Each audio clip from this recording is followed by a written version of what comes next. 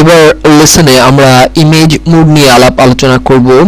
আমরা আমাদের স্ক্রিনে যে ইমেজটি রয়েছে এই ইমেজটিকে যদি আমরা গ্রে শেড করে নিতে চাই তাহলে সরাসরি আমরা ইমেজে আসব এবং ইমেজ মুডে এসে যদি আমরা গ্রে শেড সিলেক্ট করি এবং ফ্ল্যাটার্ন না দিয়ে ডোন্ট ফ্ল্যাটার্ন দেই, অর্থাৎ লেয়ার যার যার অবস্থানে থাকবে, এভাবে ইচ্ছে করলে আমরা খুব সহজেই আমাদের ইমেজের মুড চেঞ্জ করে গ্রে স্কেল করে নিতে পারবো।